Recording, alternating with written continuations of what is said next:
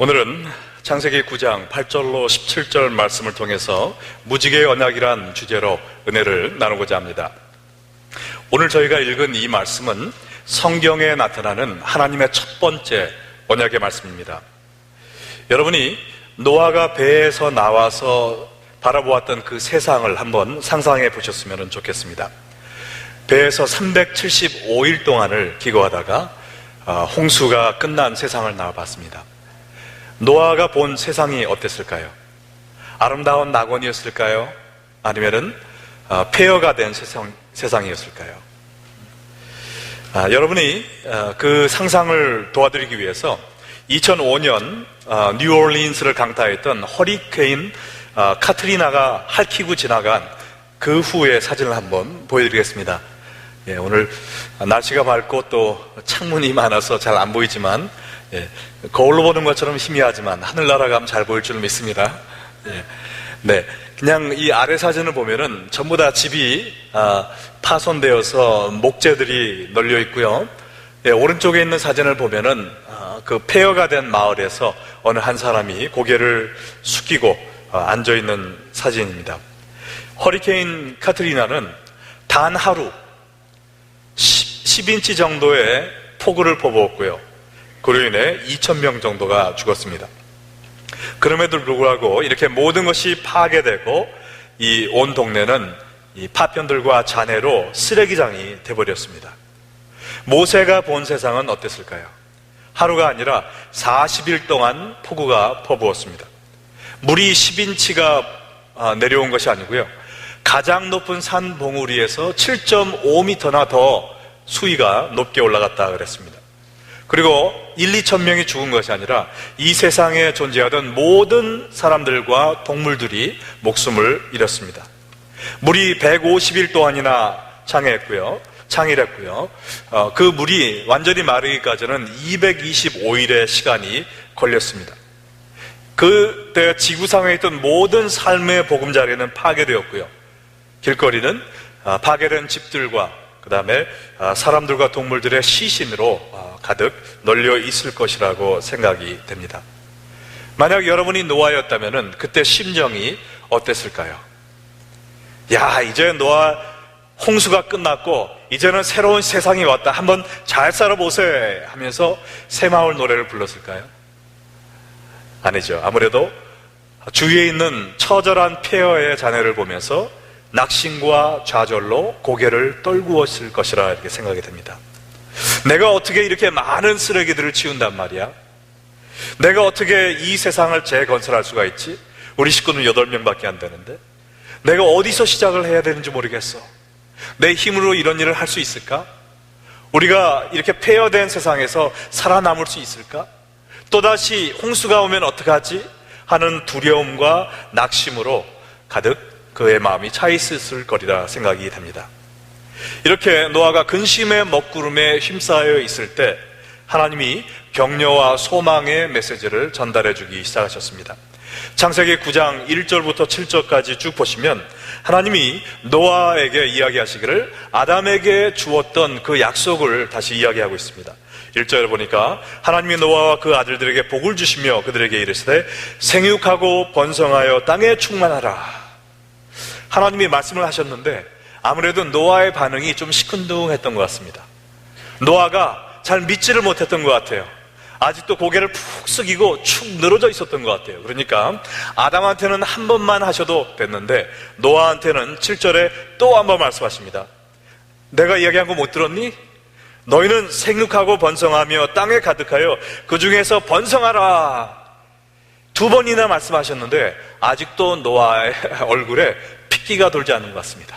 하얗게 창백해져서 과연 내가 뭘 할 수 있단 말인가? 이 세상에 나밖에 안 남았는데. 그때 하나님께서 노아의 언약을 주기 시작하십니다. 이 언약이란 말이 성경에 안 나오다가요, 오늘 읽은 8절부터 17절 사이 10절밖에 안 되는데요, 19절에 7번이나 나옵니다. 하나님께서 이 약속과 언약에는 차이가 있거든요.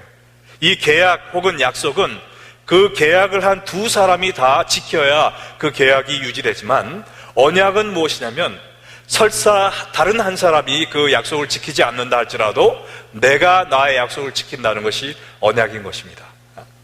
사람들이 죄를 짓고 네가 비록 실수할지언정 내가 이 언약은 반드시 지키리라라는 뜻의 말씀을 7번이나 하나님이 말씀해 주시면서 그 언약의 내용을 보면 이렇습니다. 11절로 12절에 나와 있는데요. 내가 너희와 언약을 세우리니 다시는 모든 생물을 홍수로 멸하지 아니할 것이라. 땅을 멸할 홍수가 다시 있지 아니하리라. 하나님이 이르시되 내가 나와 너희와 및 너희와 함께하는 모든 생물 사이로 대대로 세우는 언약의 증거는 이것이니라. 이렇게 말씀을 해 주셨습니다. 노아가 비로소 하나님의 7번이나 걸쳐서 언약을 말씀해 주시는 이야기를 듣고 힘과 용기를 얻었으리라고 생각합니다. 그 둘레를 보면은 한없이 낙심할 수밖에 없지만 하나님이 너는 주위를 보고 낙심하지 말고 나를 보고 용기를 가져라. 내가 너를 도와주리라. 내가 너를 지켜주리라. 다시는 이러한 무서운 홍수가 온 인류를 전멸시키지 않으리라 라고 이야기를 하셨습니다. 근데 오늘 말씀을 보시면요, 이 언약은 하나님이 노아한테만 주신 언약이 아니었거든요. 너희와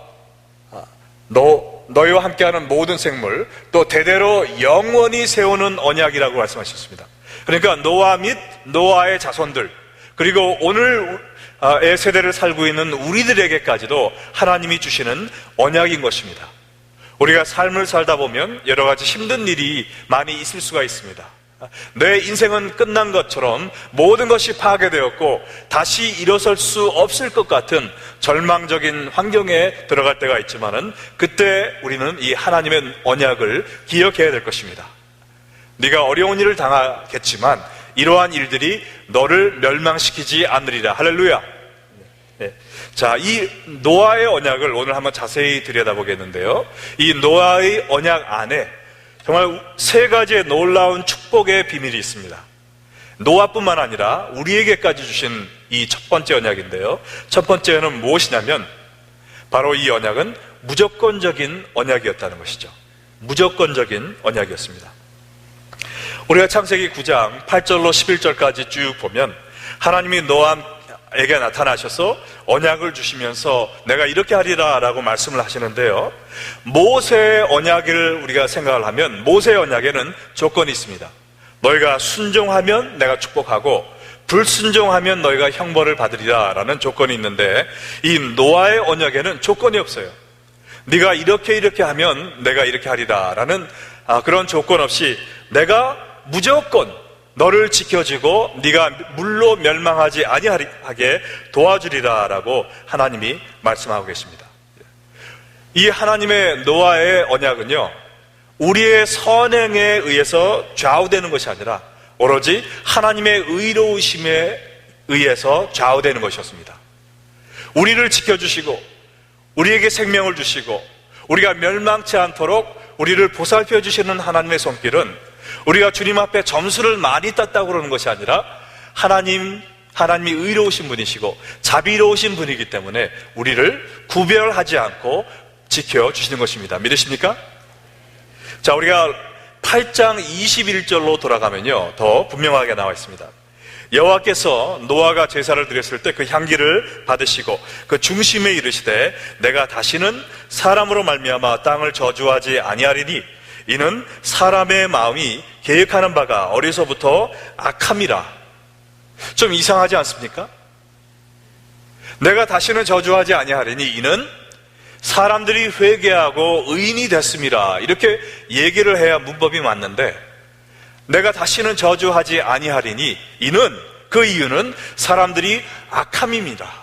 이렇게 도저히 말이 안 되는, 문법상으로 맞지 않는 이런 말씀을 하고 계십니다. 이게 무슨 뜻일까요?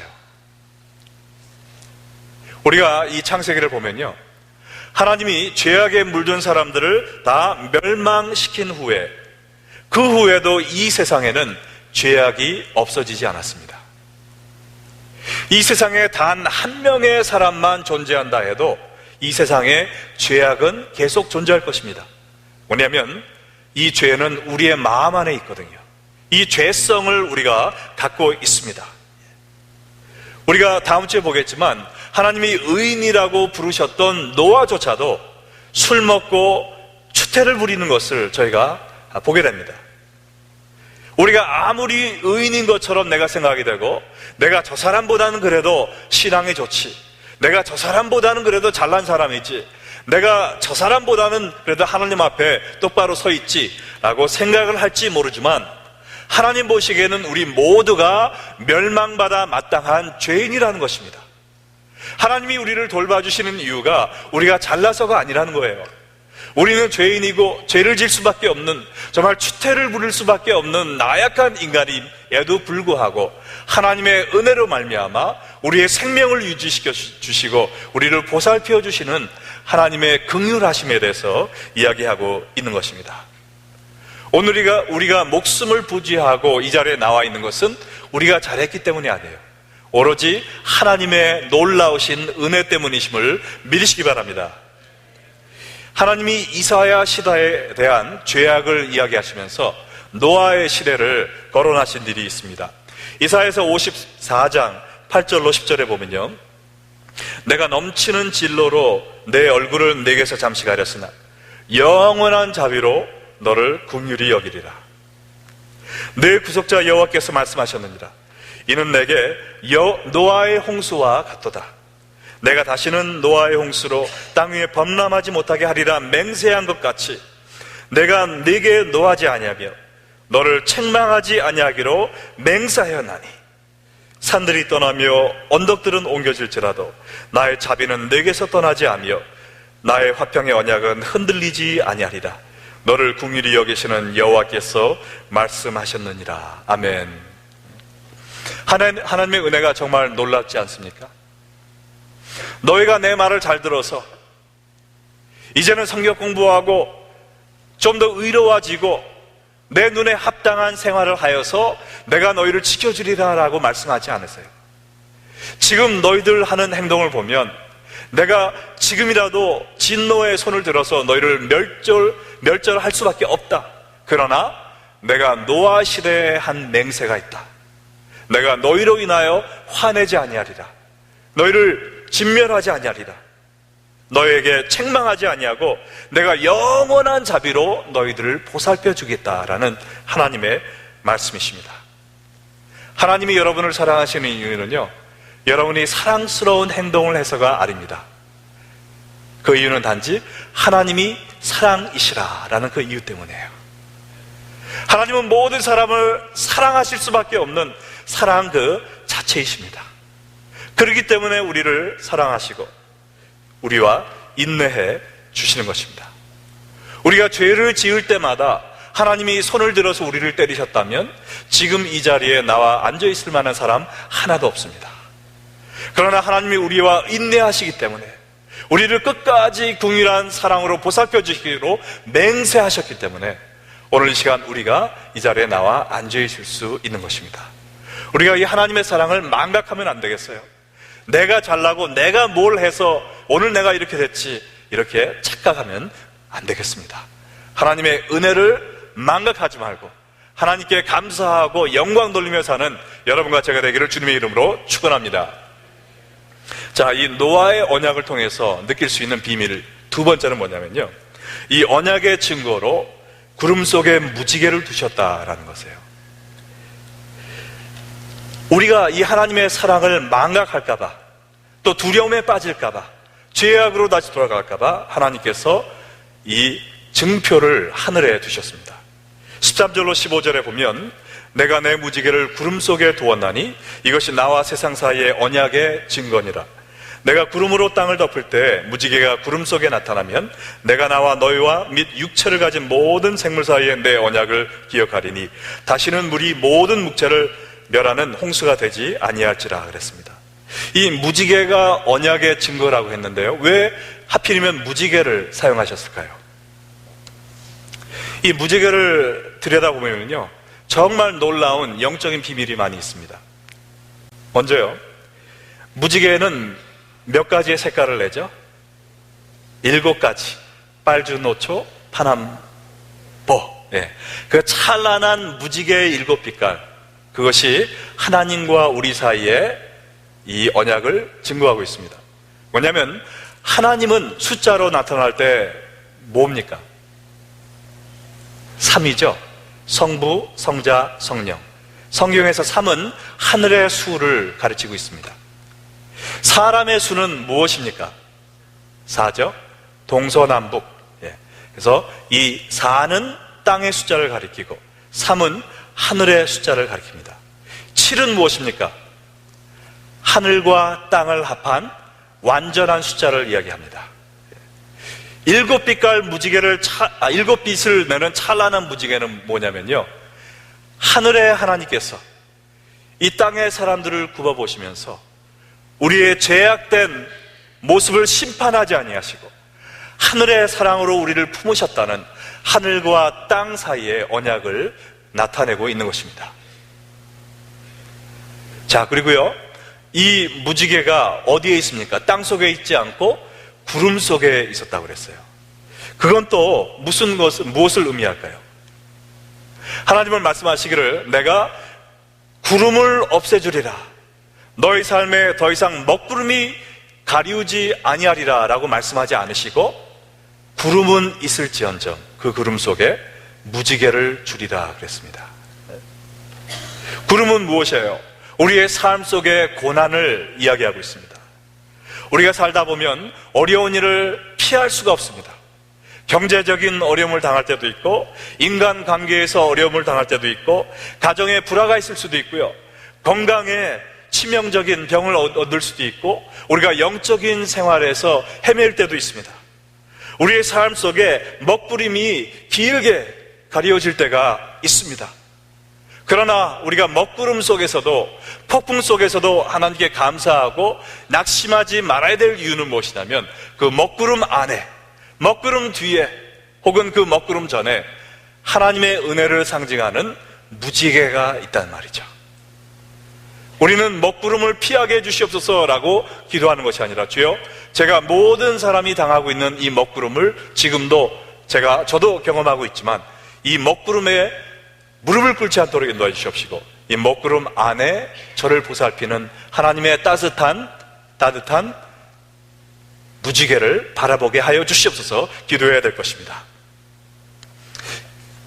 아멘이 좀 나와야 되는데, 이 정도면요. 무지개를 바라보시기 바랍니다. 아멘. 네. 자, 이 성경에 보면요, 무지개를 본 사람이 3명이 있습니다. 무슨 영화 제목 같죠? 무지개를 본 사람들. 첫 번째 사람은 벌써 얘기했죠. 노아는 폭풍 후에 무지개를 봤습니다. 맞죠? 두 번째 사람은 에스겔이 무지개를 봤습니다. 이 에스겔은 폭풍 중에 무지개를 봤어요. 에스겔서 1장 28절에 다 같이 읽겠습니다. 그 사방 광채의 모양은 비 오는 날 구름에 있는 무지개 같으니 이는 여호와의 영광의 형상의 모양이라. 내가 보고 엎드려 말씀하시는 이의 음성을 들으니라 그랬어요. 비가 오고 있는 도중에 구름에서 볼 수 있는 무지개라고 표현을 했습니다. 세 번째 사람은 누구냐? 사도 요한입니다.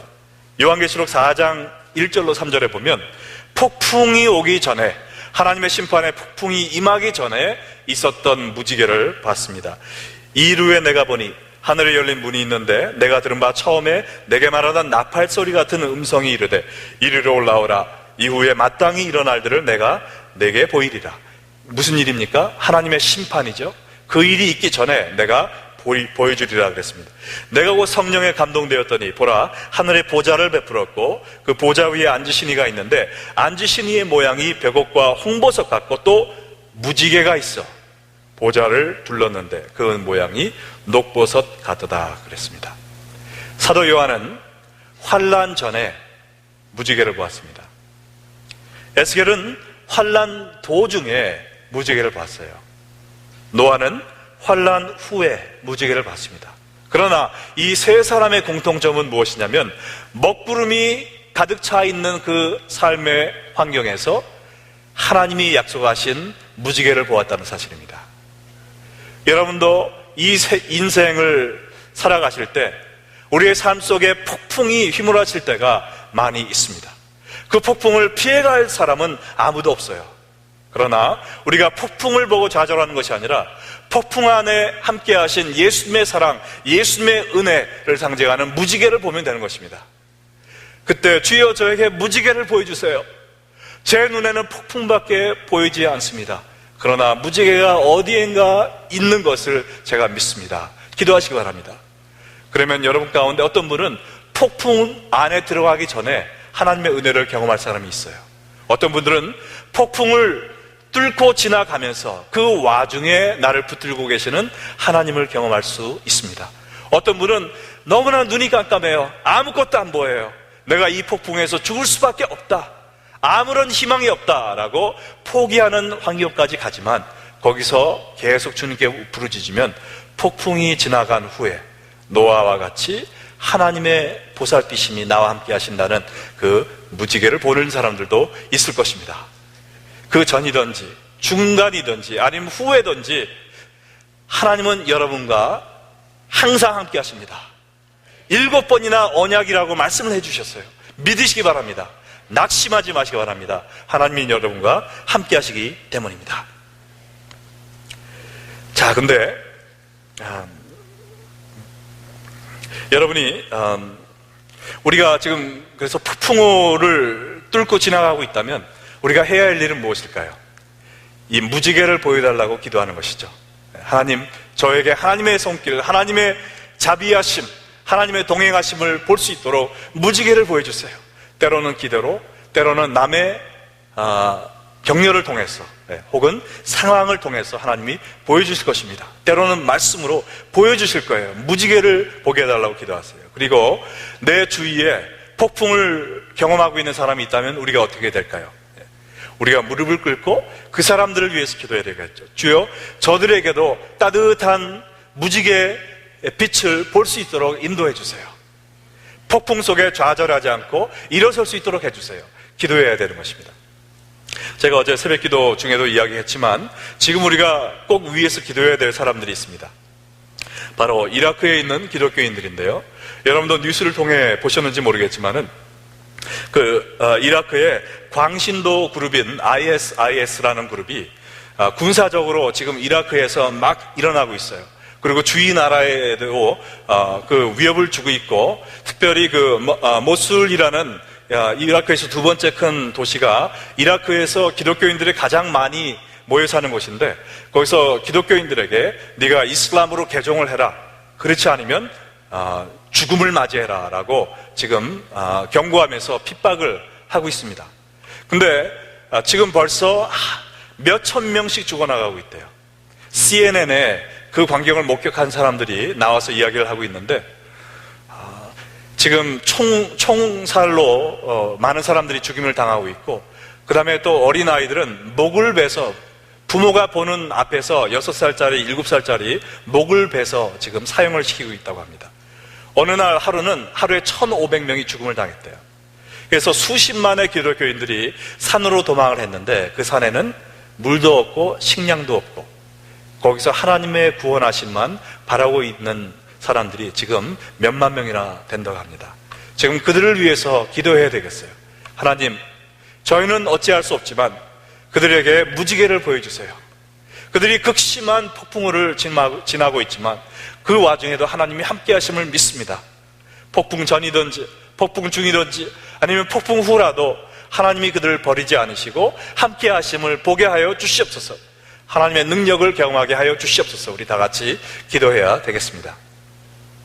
마지막 세 번째로 이 노아의 언약을 통해서 저희가 받을 깨달음이 있는데요. 뭐냐면은 무지개는 새 언약을 예표하고 있다는 것입니다. 무지개는 새 언약을 예표하고 있다. 참 한 가지 놀라운 사실이 있는데요. 이 말씀에 무지개가 우리를 위해서 주어진 것인 줄 알았어요. 우리가 힘들 때 무지개를 보고 힘을 얻으라고 주신 것인 줄 알았어요. 근데 물론 그 이유도 있지만 이 성경에 보면 하나님이 무지개를 우리를 위해서 주셨기보다는 하나님 자신을 위해서 두셨다 그랬습니다. 창세기 9장 16절로 17절에 보니까 무지개가 구름 사이에 있으리니 내가 보고 나 하나님과 모든 육체를 가진 땅의 모든 생물 사이에 영원한 언약을 기억하리라. 하나님이 노아에게 또 이르시되 내가 나와 땅에 있는 모든 생물 사이에 세운 언약의 증거가 이것이라 하셨다 그랬습니다. 하나님이 무지개를 보시고 우리를 심판하지 아니하시도록 이 무지개를 두셨다 그랬습니다. 무슨 뜻이죠? 하나님은 거룩하셔서 죄를 관가하실 수 없습니다. 하나님은 죄를 반드시 심판하셔야 되는 속성을 갖고 계세요. 그러나 무지개를 통해서 그 죄에 대한 심판을 어느 누군가 벌써 치렀다는 것을 하나님에게 상기시켜주는 것이 바로 무지개라는 것입니다. 제가 하는 말씀을 한번 잘 들어보시기 바랍니다. 이 무지개가 영어로 뭐죠? 레인보우죠. 레인은 비고 bow는 활을 의미하잖아요. 히브리어로 이 무지개는 캐세트라고 하는데 전쟁에서 쓰는 활을 의미한다고 합니다. 하나님께서 내가 하늘에 무지개를 두리니 이것을 보고 너희의 죄로 인하여 세상을 멸망시키지 아니하리라 그랬습니다. 이 하나님이 얘기하셨던 이 무지개, 이것은 전쟁에 쓰는 활을 이야기합니다. 우리가 죄를 지었기 때문에 하나님이 이 활을 누구를 향해서 겨눠야 맞습니까? 우리를 향해 겨눠서 활을, 진노의 심판의 활을 쏘셔야 맞습니다. 그러나 여러분, 비 오는 날 비가 개인 후에 무지개를 보세요. 활의 모습을 하고 있는 이 무지개는 어디를 향하고 있습니까? 하늘을 향하고 있습니다. 하나님께서 말씀하시기를 비록 너희가 죄를 지어서 너희가 나의 심판을 당해야 맞지만 나는 이 활을 나를 향해 겨눈다. 너희가 받아야 될 이 진노의 심판을 내가 대신 받겠다. 내가 나를 향하여 활을 쏘겠다는 것입니다. 너의 죄를 인하여 내가 죽노라. 이 하나님의 죽음 때문에 우리는 이 무지개를 볼 때 화평과 기쁨과 사랑과 천국을 바라볼 수 있는 것입니다. 천국에서 바라보는 무지개는요, 아름다운 모습이 아니에요. 천국을 향해 활을 겨누고 있는 하나님의 진노의 모습을 하고 있습니다. 하나님이 그렇게 하셨어요. 내가 너희를 위하여 대신 죽노라. 그리하여 나의 죽음을 통하여 너희가 영생을 얻기를 원하노라. 그것을 보여주시기 위해서 하늘에 걸쳐놓은 것이 바로 무지개인 것입니다. 8장에 하나님이 노아에게 너희들 인간이 마음속에 죄가 가득하니 내가 다시는 너희를 물로 인하여 멸종시키지 아니하리라고 말씀하신 것은요, 내가 고개를 돌려서 너희의 죄악을 못 본 척 하리라 라는 말씀이 아닙니다. 누군가가 너희 대신 그 죄값을 치르겠다는 거예요. 누굽니까? 하나님 자신이죠. 하나님의 아들 예수님이십니다. 바로 그 순간에 하나님은 이 새 언약, 예수님을 통하여 구원을 받을 수 있는 이 새 언약을 우리에게 주고 계신 것입니다. 비록 너희가 죄를 지었지만 내가 너를 위하여 죽을 것이기 때문에 너희는 앞으로 멸망하지 않으리라. 그 새 언약의 증표로 주신 것이 바로 무지개인 것입니다. 여러분, 베드로전서 3장 18절에 이렇게 나와 있습니다. 그리스도께서도 단번에 죄를 위하여 죽으사 의인으로서 불의한 자를 대신하셨으니 이는 우리를 하나님 앞으로 인도하려 하심이라. 의인이신 예수님께서 불의한 우리를 대신하여 죽으셨어요. 그 이유는 우리로 하여금 하나님께 나아갈 수 있는 구원의 은혜를 주시기 위해서 그렇게 하셨다는 것입니다. 과거 노아의 언약의 증거는 무지개였지만 이 신약 새 언약의 증거는 무엇일까요? 바로 이 십자가입니다. 구약에는 무지개를 보고 내가 너의 죄로 인하여 이 세상을 멸망시키지 않겠다. 왜요? 그래야 우리가 회개하고 예수님 믿을 수 있는 시간이 생기잖아요. 무지개를 통하여 우리의 생명을 연장해 주신 것입니다. 무지개가 우리의 영혼을 구원하지는 못해요. 노아의 언약은 우리의 생명을 유지시켜주는 그 언약이었습니다. 그러나 그 생명을 연장시켜 주신 그 목적은 그 새 언약, 예수님, 이 달려 돌아가신 이 십자가를 보고 그의 흘린 피로 인하여 우리가 구원의 선물을 받도록 하기 위해서 우리를 살려주신 것입니다. 우리는 이 무지개만 쫓아다녀서는 안 돼요. 십자가를 쫓아가야 되겠습니다. 왜냐면요, 이 무지개는 우리를 물심판에서 구원할 수는 있지만 우리를 앞으로 다가올 불심판에서는 구원할 수가 없어요. 불심판에서 구원할 수 있는 분은 단 하나, 누구십니까? 바로 예수 그리스도예요. 베드로 후서 3장 9절로 10절, 17절, 18절 이렇게 보면 주의 약속은 어떤 이들의 더디다고 생각하는 것 같이 더딘 것이 아니라 오직 주께서는 너희를 대하여 오래 참으사 아무도 멸망하지 아니하고 다 회개하기에 이르기를 원하시느니라. 오래 참으시는 것은 이 무지개 언약을 이야기하고 있는 것입니다. 이미 우리가 죽었어야 됐는데 하나님이 살려주시고 또 인내하시고 인내하고 계시다 말씀이시죠. 그러나 주의 날이 도둑과 같이 오리니 그날에는 하늘이 큰 소리로 떠나가고 물질이 뜨거운 불에 풀어지고 땅과 그 중에 있는 모든 일이 드러나리로다. 앞으로 물심판은 없지만 성경은 앞으로 불심판이 있을 것이라고 이야기하고 있습니다. 그럼 우리가 어떻게 해야 될까요? 그러므로 사랑하는 자들아, 너희가 이것을 미리 알았은즉 무법한 자들의 미혹에 이끌려 너희가 굳센 데서 떨어질까 삼가라. 오직 이 한 가지, 오직 불심판을 앞에 두고 우리가 해야 될 일은 뭐냐? 우리 주 곧 구주 예수 그리스도의 은혜와 그를 아는 지식에서 자라가라. 영광이 이제 영원한 날까지 그에게 있을지어다. 앞으로 다가올 불심판을 보면서요, 우리는 오늘도 주여 저에게 무지개를 보여주세요. 힘든 생활에서 편안히 살게 해주세요. 죽지 않게 해주세요. 멸망하지 않게 해주세요. 물론 이런 기도도 필요하지만 하나님이 원하시는 것은 무지개만을 쫓는 신앙이 아니라는 것입니다. 내가 편하게 살기 위해 교회에 나오는 것이 아니란 말입니다. 그보다 앞으로 다가올 불심판에 준비하기 위해서 주여 그리스도의 보혈로 저를 씻어 주시옵소서. 저는 죄인이고 주님이 씻어주지 아니하시면 저는 멸망할 수밖에 없는 죄인입니다. 저에게 새 언약의 증표인 그리스도의 보혈로 말미암아 십자가로 말미암아 구원의 선물을 받도록 도와주시옵소서. 이 새 언약의 증표인 십자가를 향해 달려가는 여러분들 되시기 바랍니다. 오늘 우리가 성찬식을 하는데요, 이것이 바로 성찬식의 의미입니다.